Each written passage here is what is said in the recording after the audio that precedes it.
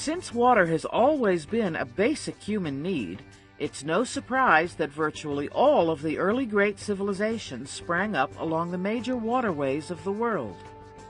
For the Egyptians, it was the great Nile River of Africa. For the Mesopotamians, it was the Tigris and Euphrates rivers, the Fertile Crescent which gave birth to so many civilizations. The early Chinese civilizations also emerged along two great rivers, the Yellow River in the north and the Yangtze River in the south. And in South Asia, some of the Earth's oldest known settlements were started along the banks of the Indus and Ganges rivers. Here, in this part of Asia, the landmass through which those two dynamic rivers flow is so large it is known as the Indian subcontinent. That means it's almost as large as the smallest of Earth's 7 continents. The Indian subcontinent is divided from the rest of Asia by the very imposing Himalayan mountain range, the highest mountains in the world. From west to east, the subcontinent is nearly 2,000 miles wide, and north to south it's about 1,500, from the Himalayan mountains to the tip of the island of Sri Lanka, which was, until 12,000 years ago, connected to the mainland.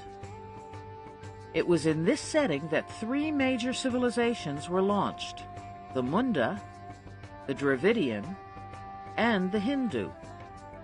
And although they are all thousands of years old, legacies from all of them remain with us today. The primary reason we know so much about these ancient cultures is due to their early advances in the skills of language and writing. The remnants of these societies are left for us today in the form of over 110 identifiable languages spoken in more than 3,000 local dialects across this vast land. From the time when mankind first inhabited the subcontinent, it's been a stage on which the challenges, experiences, rewards, and dangers of the human experience have been played out in a drama that continues to this day.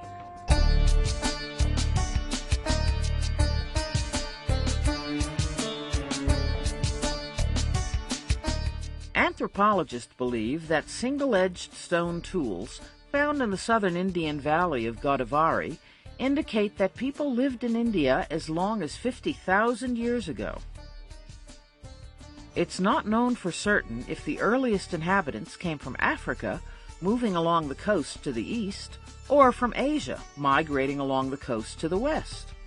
It's widely assumed they came from both directions, but is nearly impossible to tell who was first. Double-edged flint tools, such as butchering knives and spear points, have been unearthed in the upper Indus River Valley, indicating that humans hunted there about 12,000 years ago, at the foot of the receding Himalayan glaciers. The early peoples of the subcontinent are known collectively as the Munda, named after a common language type shared by the many tribes or groups. They were hunter-gatherers, meaning they killed or found all of their food in a nomadic lifestyle, and did not practice agriculture. They also believed that most animals were gods, and that naturally occurring events like earthquakes, volcanic eruptions, and floods were the acts of gods. Much is known about the Munda culture because of their oral tradition. Before they learned to write, they excelled at passing their history down to the following generations by sharing and teaching it to their children. Remarkably, extensive pieces of their oral histories survive today.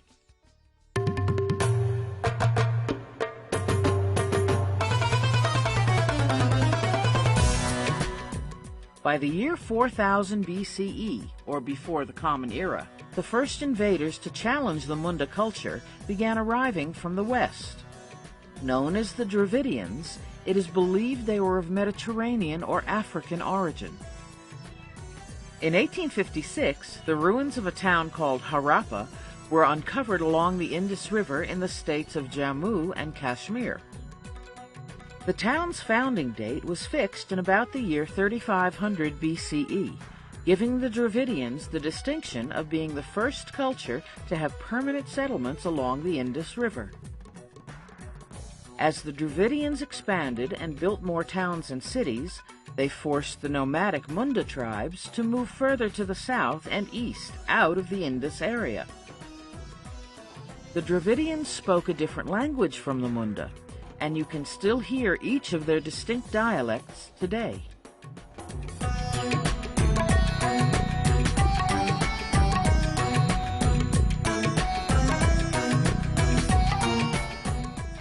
They were light-skinned invaders, and they came from the vast plains of Turkestan and Russia by way of modern-day Iran and Afghanistan.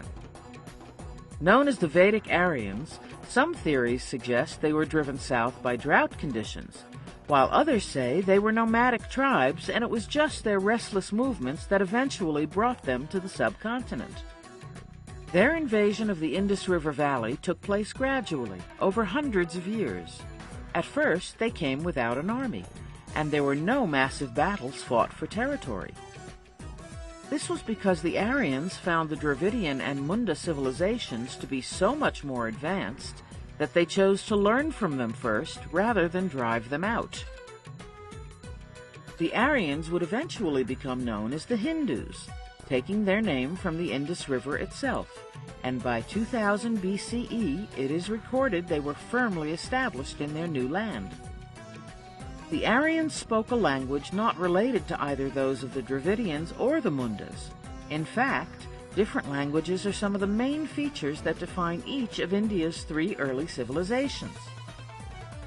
The Aryans spoke a language called Sanskrit, which has the distinction of being the oldest language still in daily use today.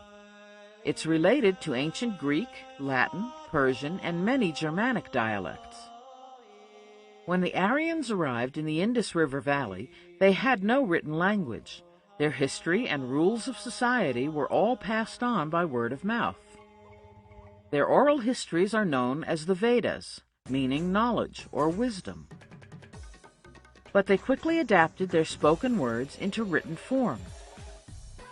There are 4 main Veda texts, and taken as a whole, they are the largest collection of ancient writing to survive into modern times. They consist of 20,358 verses, which fill over 2,000 printed pages. Before the Aryans learned how to write, they had to learn them and commit them to memory. Today, Hindu Brahmin priests are still required to learn how to recite all the texts from memory. The Rig Veda is recognized as the oldest book in the world. It talks of the more than 3,000 gods of the Hindu religion. The Sama Veda is a book of hymns, which had to be remembered in both word and melody. The Yajur Veda is a book of almost 2,000 verses that deals with the ritual sacrifices of the Hindu religion. The last of the 4, the Atharva Veda, is thought to have been compiled much later than the first 3 books. Its verses contain tales about sorcery, myths, and sacrifices that the Aryans adapted from the Dravidian culture. Many modern Hindus do not accept it or apply its teachings. There's also a group of Sanskrit texts called sutras, which contain literature and instruction on morality and ancient law. Some Sanskrit epics rival the Greek classic The Iliad by Homer. One such work is the longest book in the world, the Mahabharata. It consists of 100,000 stanzas that tell the story of Krishna, a god hero who fought in an epic civil war for control of the Indus River Valley.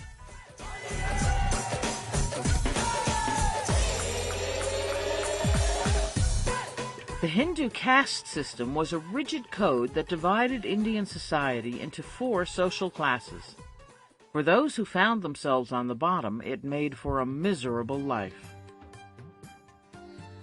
Its beginning can be traced to about 2000 BCE, and although officially forbidden today, it is still in practice throughout Indian culture. It was the priests of the Vedic Aryans who were responsible for the introduction of the caste system. It allowed them to retain control over the large population. The Brahmins were the Hindu religion's priests, and they would be at the very top where they enjoyed the most privileges, and because of it became very rich. The Kshatriyas were the ruling or warrior class. They were frequently kings or maharajas, and of course they were almost as rich and privileged as the Brahmins.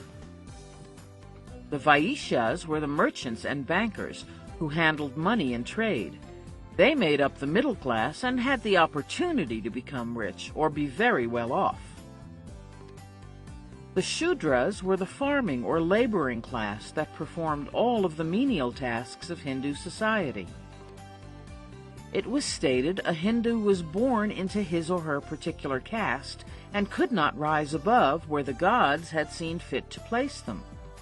Each caste level had a special and necessary role to play in Hindu life. One particularly cruel feature of the caste system was the designation given to the poorest and most hopeless of all. They were known as the outcasts or untouchables.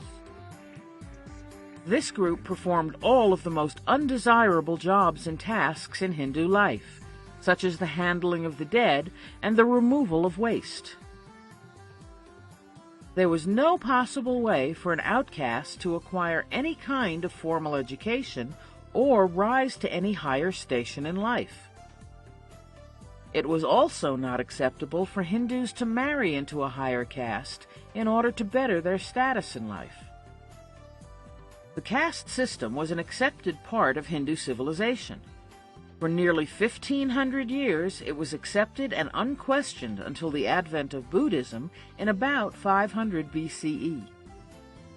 Even then, the caste system remained embedded in much of the Indian culture, and remnants of it survive today.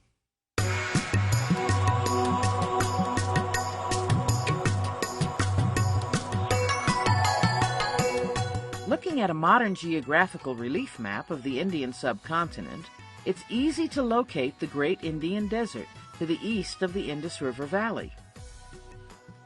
This vast tract of sand was not always there. In fact, up until about 1800 BCE, a mighty river system flowed through this great plain, running parallel to the Indus River.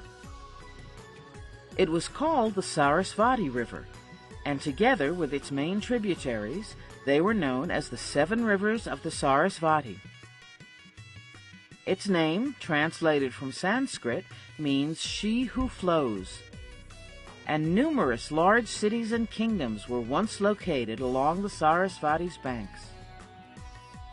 Then, beginning in about 1900 BCE, the main river, after first rapidly changing its course 4 times, completely vanished. Geologists believe that a series of earthquakes, volcanoes, and shifts in the tectonic plates where the subcontinent meets the Himalayan mountains are to blame for the river system's disappearance. Fearing that the same could happen to the Indus River, a major movement of the center of Hindu civilization took place, shifting it away from the Indus River Valley and east to the Ganges River Valley. During this time, the subcontinent went through a period of feudalism, much like medieval Europe, with the rise and fall of numerous small kingdoms along the valley of the Ganges River.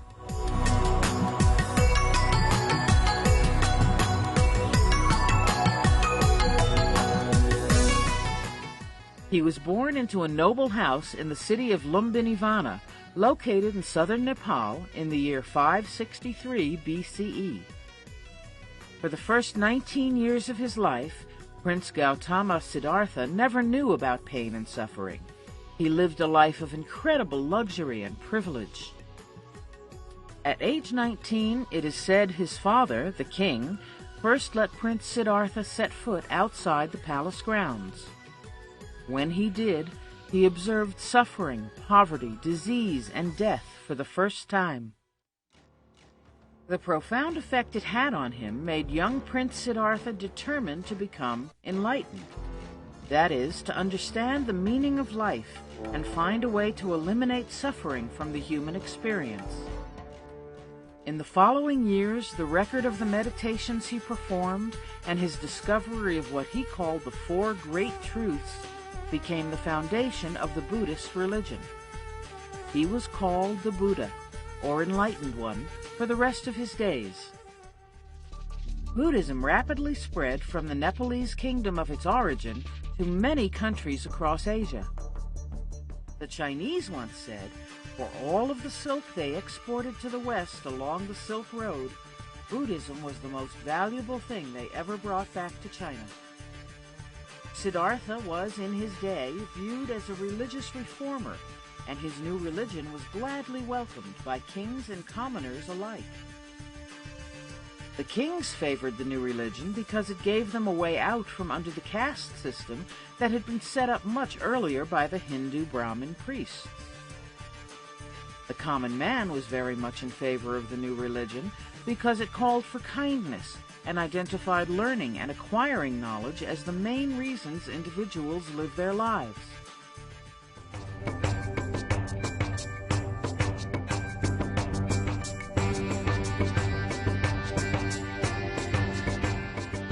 At its beginning, India was a destination for many different groups looking for land upon which to live.